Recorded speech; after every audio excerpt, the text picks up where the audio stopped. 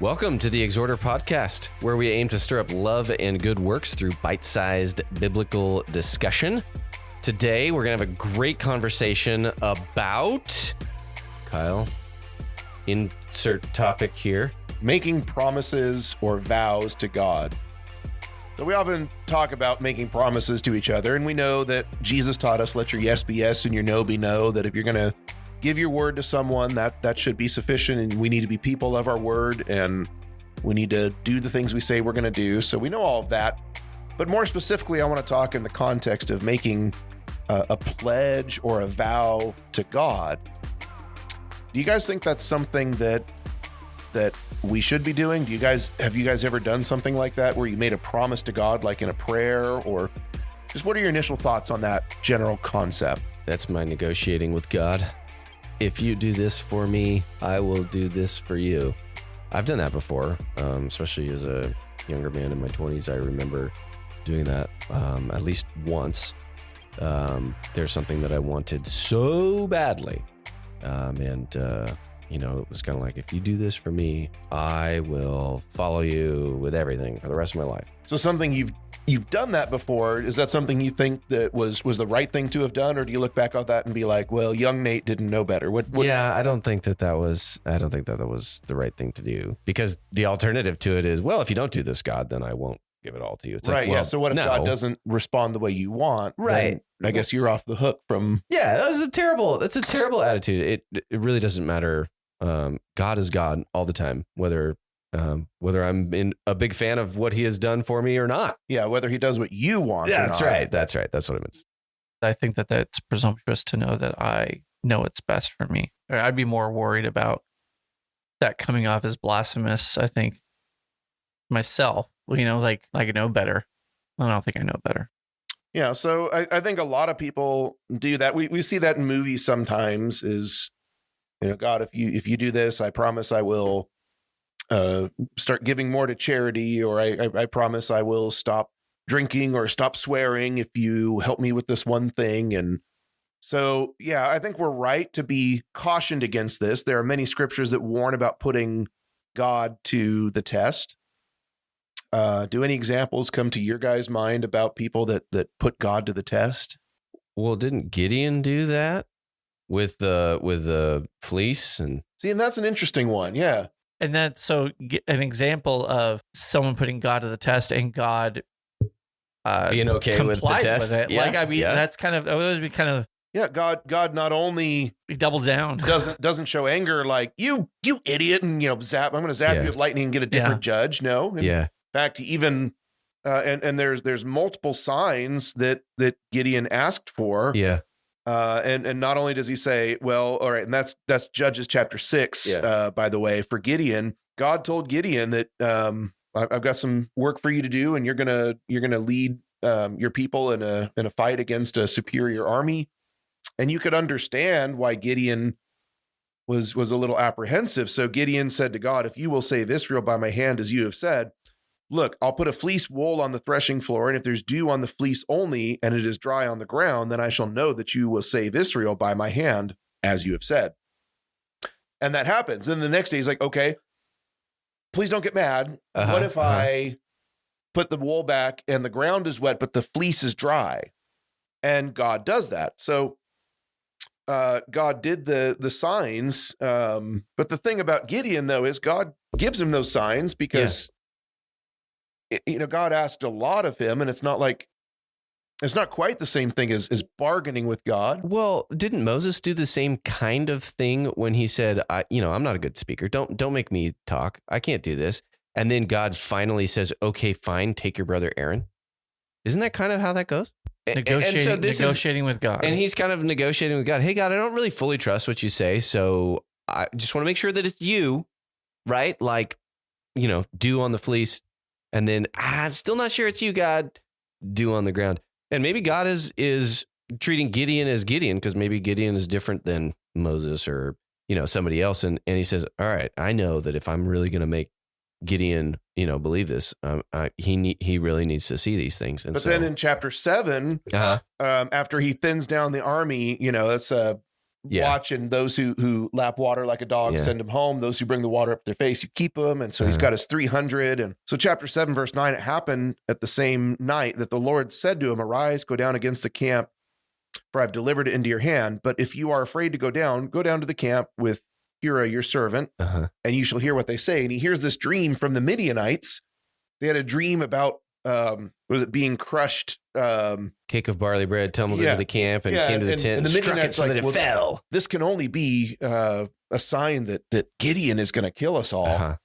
So God basically woke him up and said, if you're worried, Gideon, I want you to go down. I want you to hear the dream. I want you to hear what the Midianites are thinking right now. They're afraid of you. So that's not a sign that Gideon asked for. God's like, if you want more confirmation.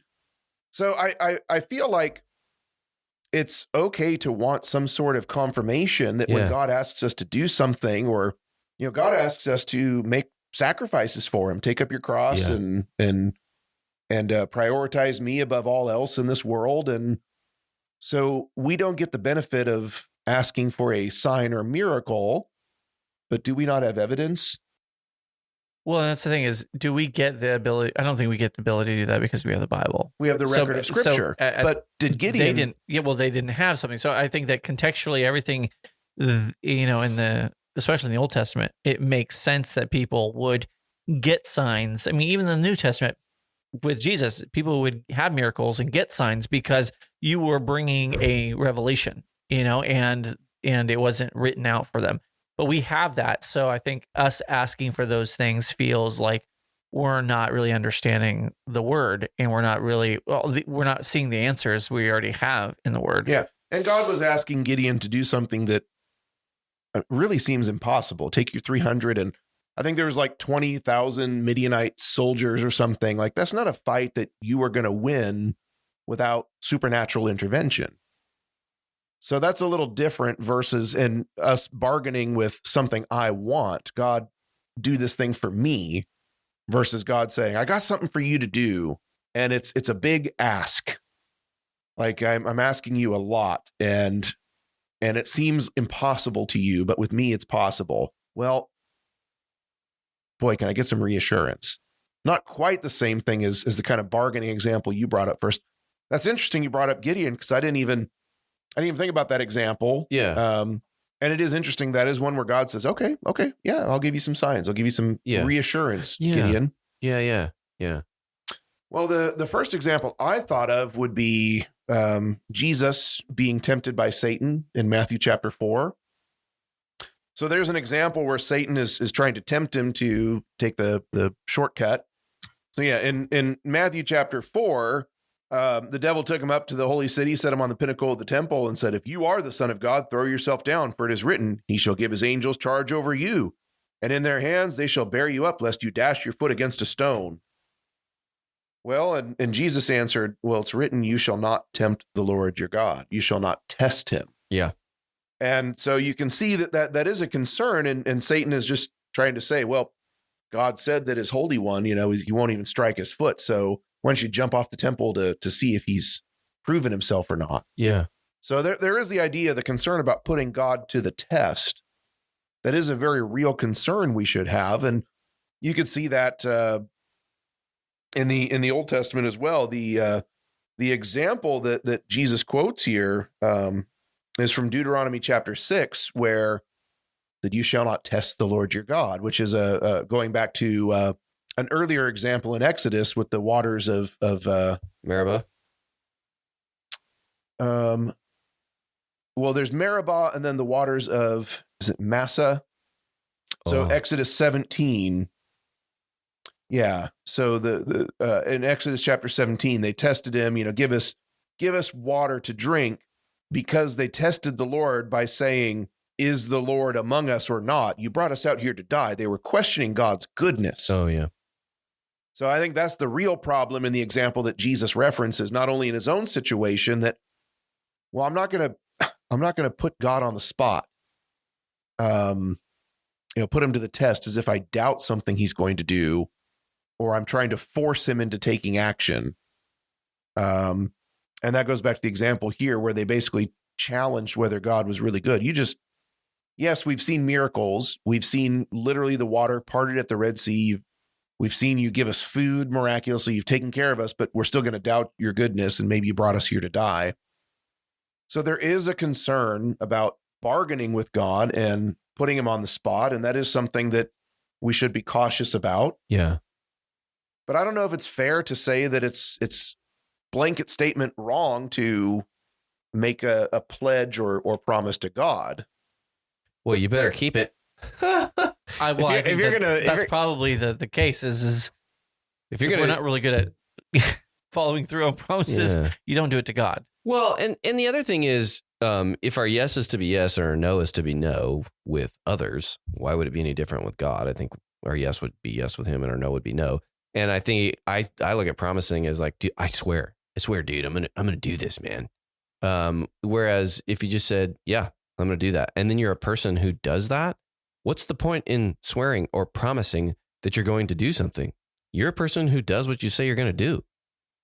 Well, and to that point, you should keep your vow. Absolutely. Because one of the main texts I've got is Ecclesiastes chapter 5, beginning in verse 4. It says that when you make a vow to God, and there's almost this assumption that you will, it's going to happen, that it's something that isn't out of the norm. Now, this isn't quite telling us that we need to be making vows to God, but it does seem to take for granted that it's going to happen at times, or that it's not an odd or abnormal thing to happen. So when you make a vow to God, do not delay to pay it, for he has no pleasure in fools. Pay what you have vowed. Better not to vow than to vow and not pay. So I think it's telling us that it's optional. But again, it sort of assumes that it's something people are going to be doing and that there's rules that govern it. So what do you guys take away from, what are some maybe rules we might extrapolate from this text in Ecclesiastes 5 that would maybe govern our use of vows or pledges to God? I think what you said is a good point. It doesn't say if you make a vow to God. It says when you make a vow to God, do not delay to fulfill it. So you just made the point like, hey, this is something that's kind of expected. And I guess that's what does that look like now? Because I think I'm having a hard time connecting to the application of like what this would look like, especially if I'm supposed to be doing a vow that I'm not doing right now. Maybe I am, and I'm just not thinking of it as a promise. Well, maybe that's what we should jump ahead right now and just think about what would be some things that we should promise to God. Let me read a couple of examples, mostly from the Psalms. We look at Psalm 7 and verse 17. I will praise the Lord according to his righteousness, and will sing praise to the name of the Lord Most High. He's saying, I'm going to do something. So it's not like some sort of formula, like I solemnly swear I will do this, but is that not, and Psalms are essentially just a recorded version of a prayer. So is that not essentially the same concept? You're declaring to God your intentions for what you will do. Psalm 30 and verse 12. To the end that my glory may sing praise to you and not be silent. O Lord my God, I will give thanks to you forever. So that's a pretty big promise right there. I will give praise to you. I will give thanks to you forever. It's an acknowledgement that God, you are always good to me, so I will always be grateful to you. So, I mean, giving of thanks is something that the psalmists, I've got a bunch of other examples here too that we could look at, but it's pretty common in the Psalms for them to say, I will give praise to you. I will give thanks to you. And on that idea of praise and worship, that's in there quite a bit too. Like in Psalm 9 and verse 2, I will be glad and rejoice in you. I will sing and praise your name, O Most High. What about the idea of obedience? But in the 23rd Psalm, look at verse 6. Surely goodness and mercy shall follow me all the days of my life, and I will dwell in the house of the Lord forever. Well, and he says, I will fear no evil. Like he's making these, what do we call those? Just statements. The statement, yeah. This is what it's going to be. And honestly, I think we do this a lot when we sing. Yeah, I was thinking about singing too. What do we say we're going to be doing? I was just thinking about songs that we sing. We make statements. We make professive statements about.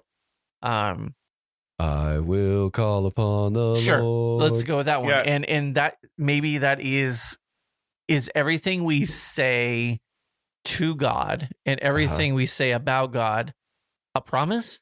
Well, if it has, if the opposite is that it's dishonest, we don't mean what we say. We shouldn't say it. Isn't that a problem? Yeah, Oh, I guess like it's just a way of thinking about that. Is does this mean songs that I don't agree with, I don't have to sing? maybe you don't want to lie. I've got a mansion over the hill. But with that one is that one is I will call upon the Lord. So when I have struggles in life, am I convicted? And am I telling God things get tough? I'm not going to try to figure this out on my own. I'm going to call upon you and have you and pray to you and have you help me. And if you're singing that with not genuine, and you're thinking, "Wow, I'm not going to really do that," then I think you'd be lying, and I think that's not true. So I never really thought about those being promises or vows, but I can see it having the same semblance. If you have an intent to do something and don't do it, is that honest? Well, or Psalm 22:22, I will declare your name to my brethren in the midst of the assembly. I will praise you. In the midst of the assembly, isn't that a promise that I'll go to church? I mean, to use New Testament vernacular, but the assembly would be gathering at the temple. He's saying that's what I will do. And those three pilgrimages, I will do it. When the people are there, I will be there. That's kind of a commitment. Yeah. And the scriptures tell us, we'll give an account for every careless word we speak. When I sing, and I don't think careless means that it's intentionally a word we don't. We're intentionally being evil with what we say. I think careless is I'm just not thinking about it. I mean, if we think about our relationship with God in covenant terms, He makes promises to us, and isn't the act of baptism a declaration that we're dying to our old self, and I will dedicate my life to you. You died for me, so I will die for you. And now I will live and give my life. I'll take up my cross and make sacrifices. And so isn't baptism itself a declaration of our intentions to belong to God? Just like the psalmists say is I will keep your paths. I will walk in your statutes. I'll be yours forever. It's a declaration. It's a promise. It's a commitment. So the concept, I think, far from bargaining with God, and the idea of putting God to the test, the concept is there in Scripture about we make promises to God, and I think we need to be careful about not bargaining with God and not trying to put Him to the test or put Him on the spot. Like, God, you better deliver in the way I think you should, in the timing I think you should, or else I'll walk away. The idea is that God has been good to us, and that's what we see in the Psalms. You have been good to me, so I will be yours forever. God, you've already done enough to earn a lifetime of my praise and worship and gratitude and service. So it's not like we're demanding God to do something. It's more an acknowledgement. You've done more than I could ever ask for. So I am pledging that I am yours. So let's go back to, now that we have some ideas of what we could be promising, what are some pledges we could be making? Again, how does that text in Ecclesiastes 5 maybe govern this process a little bit? And again, for sake of clarity, when you vow a vow to God, do not delay paying it, for He has no pleasure in fools. Pay what you vow. Yeah, better not to vow than to vow and not pay. All right. So what are some maybe principles we could take from that to help us govern? Less is more. Less is more. Yeah, like when your kids promise to do something, or sometimes I promise to my wife, I say I'll do it, and if I don't do it, then and I feel like I have to double down and say, well, I really mean it this time. Or that's when promises become necessary, or I feel like become necessary, is when I don't do what I said I was going to do the first time. Oh, well, I promise I'll do it this time. Well, you didn't do it last time, so why do you need to make a promise? Just do it. So I think this text in Ecclesiastes 5 suggests that we certainly need to be careful because you said less is more. And so I think we need to be mindful about not just making that something we say without really thinking through it. So that's the idea here is you need to think through it before you do it. You need to have some thoughtfulness to it. There's some examples too, like Jephthah. You brought up Gideon in Judges. Well, another example in Judges would be Jephthah in Judges chapter 11. That's where he made that promise, whatever comes through his door. He would sacrifice to the Lord, and then it was his daughter. Yeah. He made a vow to the Lord and said, if you will give the Ammonites into my hand, then whatever comes out from the doors of my house to meet me when I return in peace from the Ammonites shall be the Lord's, and I will offer it up for a burnt offering. And there's a lot of debate about what exactly he meant by that and whether she was dedicated, just as in like, she'll never get married again. Yeah. Versus like he actually offered her. I have a hard time thinking that he offered her as a burnt offering and God was okay with that. But that's a debated topic we won't talk about. We'll do that in a future episode. Great idea. I promise we'll do that. But it shows the foolishness of Jephthah really didn't think that one through. Yeah. And we need to be really careful about that. And just as a policy, I think I've mentioned this in previous episodes. I don't write blank checks to people. And I think we need to be careful about that. Or like Herod. Saw a pretty girl dancing and lost his mind and said, I'll give you anything you want up to half the kingdom. Oh, yeah. Well, the head of John the Baptist on a silver plate. Oopsie. Yeah. So don't promise someone. Can you keep a secret? Oh, yeah. Well, okay. That's a doozy. I need to talk to people about that one, or the police might have to get involved. Like, sometimes I'm not going to promise something that I haven't thought through all the ramifications of it. So at least, that's one rule there is we need to think through, be thoughtful about it, be intentional, be purposeful, because he does say it's better to not vow than to vow and not pay it. Like if you don't have the intention of actually carrying through what you commit and promise to God. So you really do need to think about it. Maybe another thing to consider is, do you have the capacity to carry out what you're promising? Oh, that's a good one. Are you promising something you can't deliver, or writing a check that you can't make good on? Yeah. You're going to do a Top Gun reference. No. If I had seen Top Gun, I would know. Are you kidding me? I'm not. I've never seen Top Gun. This is so sad. Put that on the list. Put that on the list, man. Okay. Come like on. as sad as when Goose died. I don't. What is Nothing. So yeah, don't make a promise that you don't have the power to keep. Like, especially if it involves, like, I don't know, like if you're making a promise that involves someone else, like I can't control what they do. Like, don't put yourself on the hook for things that you cannot control. So I think that would be another thought there is it has to be something that you actually have the capacity to deliver on. And certainly I think another rule you might think is, do you intend? And this is related to thoughtfulness. Do you intend to actually do this? Oh. And sometimes we say things to get our kids off our back or get people off our back. We don't actually mean it. Which is why you always say, I will think about it. Yeah. Right. And never. Which really means no, but that's what we're not saying that's no. What my parents We're always not said, and I committing always translate that into no.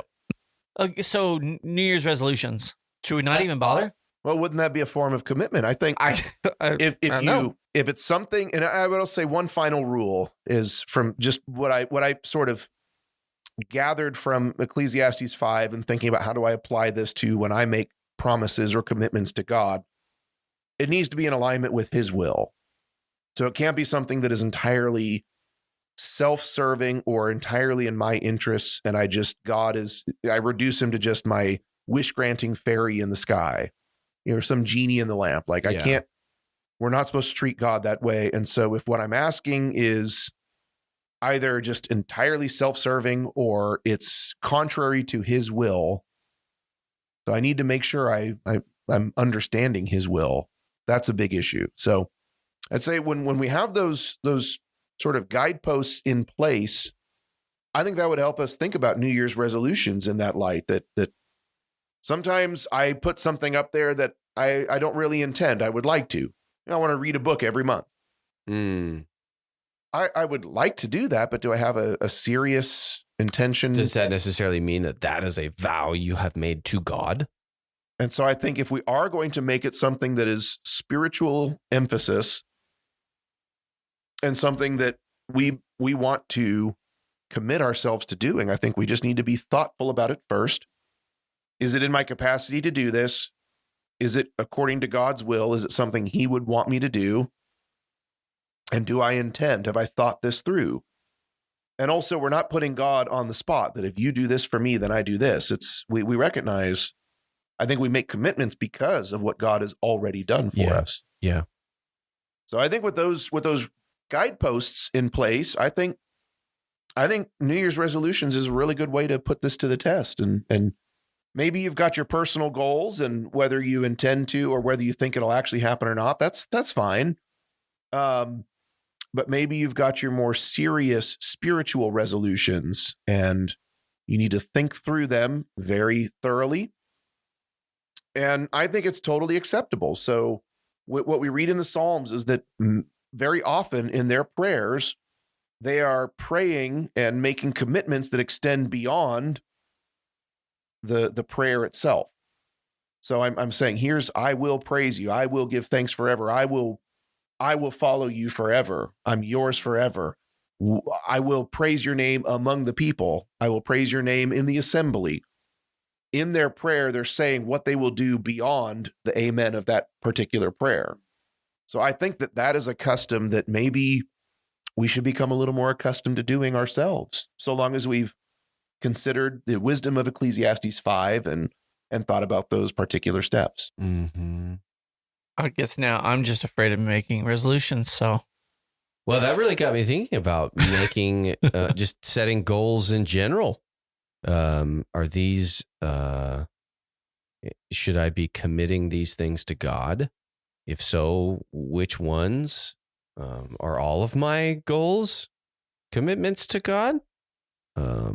Just some of those questions. I think it's good that it spurred those thoughts within me. But boy, I'll tell you what, if I were to take, let's say, one of my new goals for this year and say, God, I am going to do this to the best of my ability, I think that would give that one more weight than all the others. Yeah. And so at the very least is it does, what I want you to take away from this episode is maybe some guidance on how to do this, maybe a realization that this is something we do. Like I said, like John pointed out, we sing songs that tell of our commitments. Baptism itself, in my mind, is a declaration of our intent to follow God. And fortunately, since none of us are perfect, we have an advocate with the Father who is perfect. So if you've gotten off track of your commitments, he offers us a way to get back on track, to not get sidetracked or not lose sight of the end goal. And that's the beauty of grace and mercy and forgiveness, as long as we continue to put our faith in Jesus and the power of his blood. I was talking to someone the other day about like the idea and the practices in Catholicism of like quinceañeras and dedications and stuff like this. And it kind of reminds me of, those are very specific traditions that they've designed as vows to God. And it's a very formal thing that when I think about making a vow to God, I think about those kinds of things, and we don't really practice those things. So other than baptism, which we don't generally use language as into, do you vow to God or do you promise to, we do that at weddings. That's what a confession is. When I'm asked to study with, sometimes we get a young man or young woman who's very young. And we did a podcast on that, didn't we? About how young is too young to be baptized. Yeah. So when I get those situations, moms or dads say, can you study with my child? Or maybe we get somebody who's not young in age, but they are very new to the faith, or very new to believing in God. I don't think you need to go years and years of study and on this journey before you are worthy to be baptized. But there are a few things that, and my requirements that's too strong a term, but my minimum requirements to baptize someone just personally might be different from some other preachers. Yeah. But for me, I want them to understand a few basic things and one of them is I show them scriptures like Romans 6, where you die, you're buried, you rise to a new life. I show them examples in the book of Acts of baptism where they repent and their lives are different and changed after. So that is one of the very few things I want people that I in my mind, I need to know that they know. Well, the simplest baptism represents a change in your life and a commitment to follow God. The simplest analogy is the physical analogy. You're taking a bath. I mean, that's kind of maybe a minimum way of putting it, but you're literally taking a bath. You were dirty and now you are getting clean. So live as a clean person, not as a dirty person. So I guess in that way, baptism is making a declaration. I just never really thought of it. But I haven't thought of that way. I haven't necessarily thought of baptism as making a declaration. I've thought of confession as, confessing Jesus as Lord and Master, as making a declaration. But I see where when people see that you are baptized, because there is a public nature to baptism, then that is having an impression on those people. Hey, this person has committed their lives. They want to be clean. They want to be new. So Psalm 51, I think, is a really good example to maybe drive this point home. Is if we're going to ask God to do something, I think it's not necessarily putting him to the test in a way where you need to act in the way I want you to, but more like Elijah at Mount Carmel. He prayed for the rain to stop, and it stopped. That wasn't something Elijah pulled out of thin air. That's something God said he would do back in Deuteronomy as a curse. That if you turn to idols and disobey me, and Elijah's just saying, God, can you please do what you said you would do? So it's not necessarily putting God to the test, like, do what I want you to do. But when God promised, I'm not sure it's wrong to ask and say, God, will you do what you promised? I've sinned. You said you would forgive me. Will you forgive me? You're asking him to do what he promised to do. So in Psalm 51, David says, restore to me the joy of your salvation and uphold me by your generous spirit. God, will you do that for me? Then I will teach transgressors your ways and sinners shall be converted to you. Because I'll have a reason to declare your goodness. If you forgive me like you said you will and restore to me joy, which is the opposite of what he's feeling in this moment, says the result of that is I will go and tell sinners. Deliver me from the guilt of bloodshed, O God, the God of my salvation, and my tongue shall sing aloud of your righteousness. So it's not necessarily putting God to the test in the way that we should be concerned about, but I think there is room too to sort of put God on the spot for what he said he will do. Forgive me of my sins and restore the joy. And then I'll go tell others about your grace and about your mercy and your goodness and your awesomeness. And yeah, I don't think he's making so much as like an if-then statement, like, Lord, if you don't do this, I'm not going to go do these things. Just saying like, man, if I had the joy of your salvation within my heart, then this is what's going to come out of that. I'm going to want to teach transgressors your ways. I'm going to want to turn sinners back to you. So I don't think he's like making a threat there. Like, if you don't do this, then I'm not gonna. I think he's just saying like, look, here's what the outcome would be if you did this for me. It reminds me of when we did we had conversations about lamenting.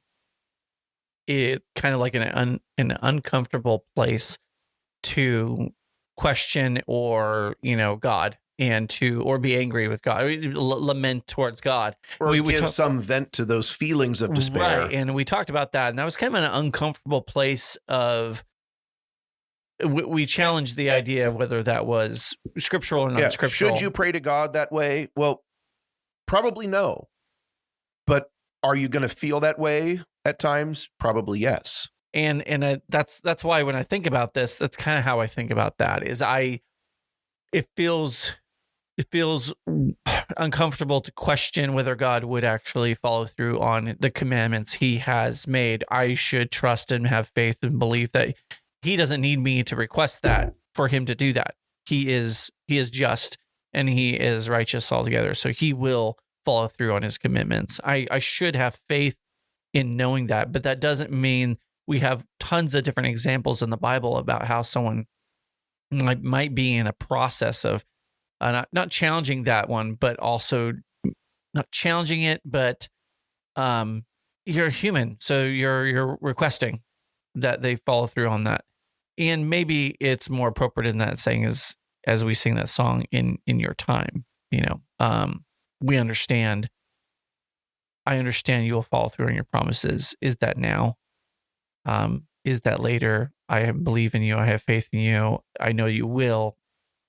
I would love if it was now. Because I'm struggling, but well, Paul prayed. I don't think it challenges him. Paul prayed desperately 3 different times, at least, for the thorn in the flesh to be taken away. And when he didn't get what he wanted, he didn't take the attitude of, fine, I'll take my ball and go home. I'm not going to play with you anymore. If you didn't do what I wanted, then I'm not going to do what you want me to do. Well, Jesus is a good example of that. Yeah, Paul learned a greater lesson. Let this cup pass from me. Yeah. It's not like he knew it didn't need to be him, but as a human, that doesn't. He didn't want to have to go through that. Yeah. And so I guess one of the points I was trying to make is when God said he would do something for us, when he makes promises in the scriptures to ask him and request of him to do what he's promised, I don't think that's wrong. No. And I think that's where we get where the Hebrew writer talks about we boldly approach the throne of grace. We can have confidence that when God promised, he delivers on his promises. And that's what drives our promises. We need to be faithful because God is faithful in what he promised. Yeah, it just makes me, I guess, in the beginning of it, it just makes me very uncomfortable promising things to God because I know I have that ability to not fall through, and I'm human. And so I think that just in general, it was hard for me to kind of jump into this conversation, understanding what that's like, but also putting it in as we were talking about songs and stuff like this, putting it into perspective of when I don't realize that I make probably promises to God all the time. That's just me thinking off the head of my.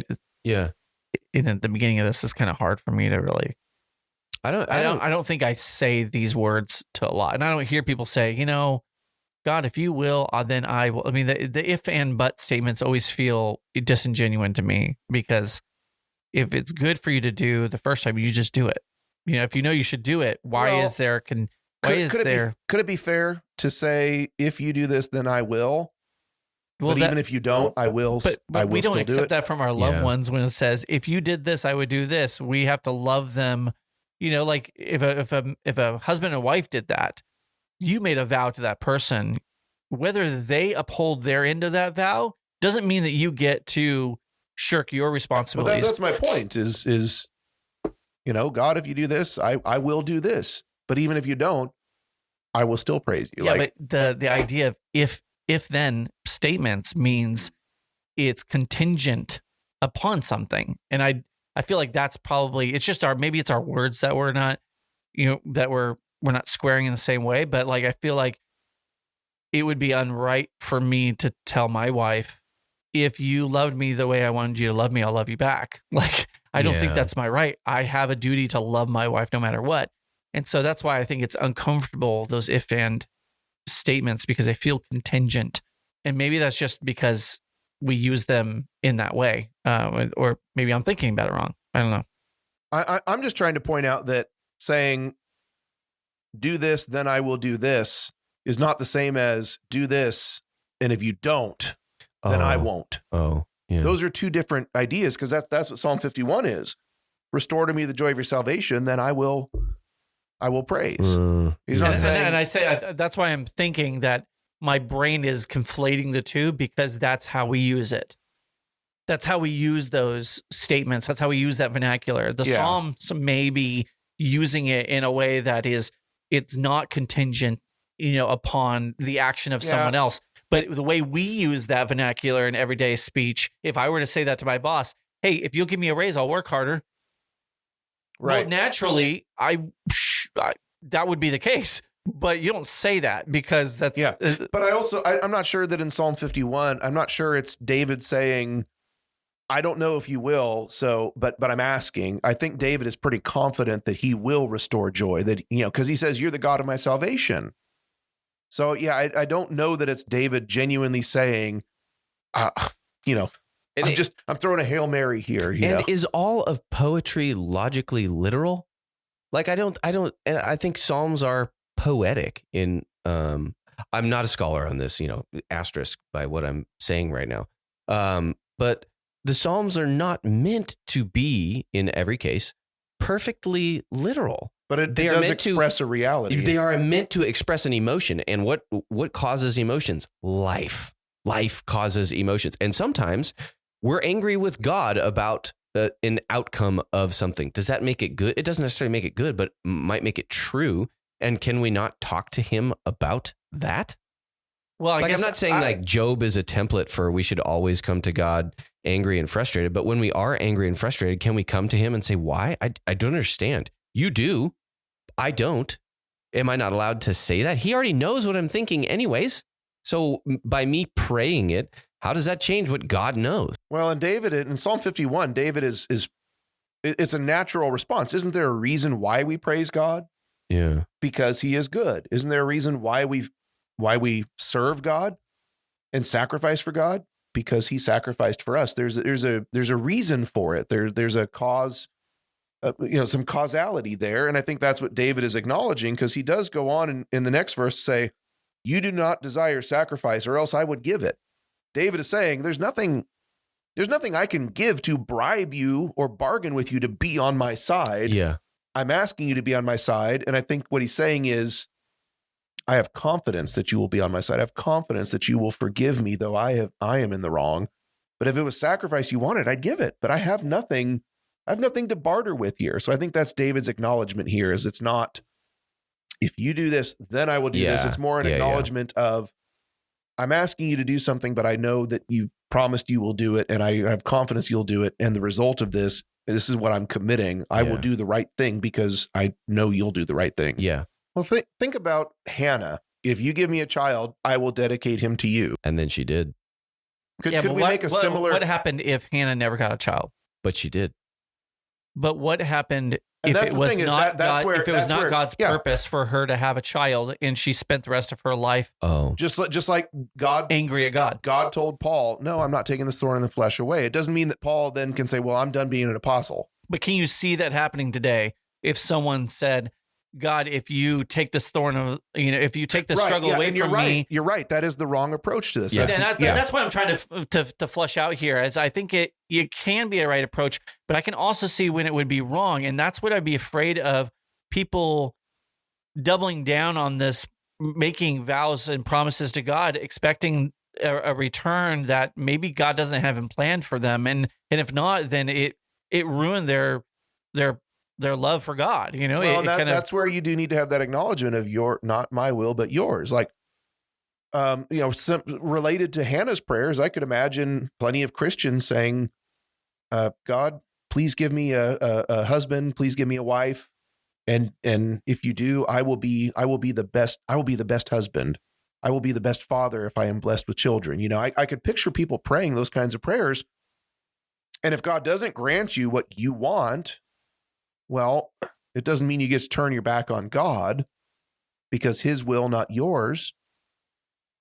But I don't think that's wrong. And you're saying, like, if I get a wife, well, then I'm not going to be a good husband. But you're coming at that from a mature, emotional perspective. If you have a new Christian that maybe does not have that insight and that maturity, I think that's that could be a dangerous struggle. That's part of growth. Nate said that he made bargains like that when he was younger, but that's part of growing and maturing. I thought the same thing, as a young man. I thought, why did you not answer this prayer? And, I look back now and I go, well, that was presumptuous of me. Who am I to say that this thing would have been best for me? And so, and that really highlighted for me the idea of not my will be done, but your will, and it's in your time. And so now, I try to, whenever I ask for things from God, always have in the back of my mind and my heart, like,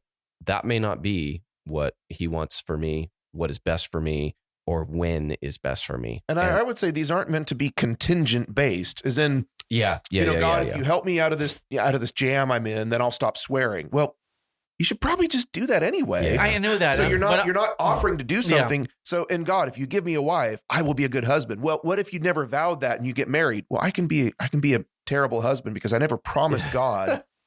So you're promising to do things. To me, it's less about saying, like, here's a contingency that if you do this, then I'll do this. Like, it's a bargain, it's a formula. It's more saying, God, you've made promises to me, and I'm going to make promises to do the things that I know I should be doing for you. Well, and it's more about the commitment rather than the bargain. Then I think you can correct it in the order of operations. I know it sounds like math. PEMDAS. God, I want to reaffirm my commitment to loving you and doing your word. I pray that you will increase my faith and increase my knowledge and increase my ability to withstand the struggles in my life. So the order of operations there is when you lead with the thing that you are knowing that you need to do, and whether or not he does in his time, you're still going to do what you're you still said going you're to going to do it because that's what you're promising. But a lot of these usually say, Lord, if you do this, I will do this. And I think that that's maybe where we can get dangerous in our order of operations. I think that you're right. Making that commitment and promise of what you know you need to do first, and then pray for God's grace to abound in blessings. I think that makes sense. And maybe that's the wording. Like in Psalm 51, David never says, if, then. He says, restore to me the joy of salvation. I will teach transgressors your way. Create in me a clean heart, O God, and renew a steadfast spirit. I've heard people struggle with asking God for things that they haven't been answered, and now they doubt him, changing their relationship with God. And I think I just want to, like, what are you putting in place as fail safes to make sure that you don't go down that road and doubt God? Maybe it is just the order in which we make make petition. The majority of the examples in the Psalms are more along the lines of acknowledging and praising something good God has done and declaring and committing to, here's what I will do in response to that. In response to that. It's and less, I think that's a great way to say it. We do need to be very cautious about anything that sounds like bargaining. We don't have any chips to bargain with here.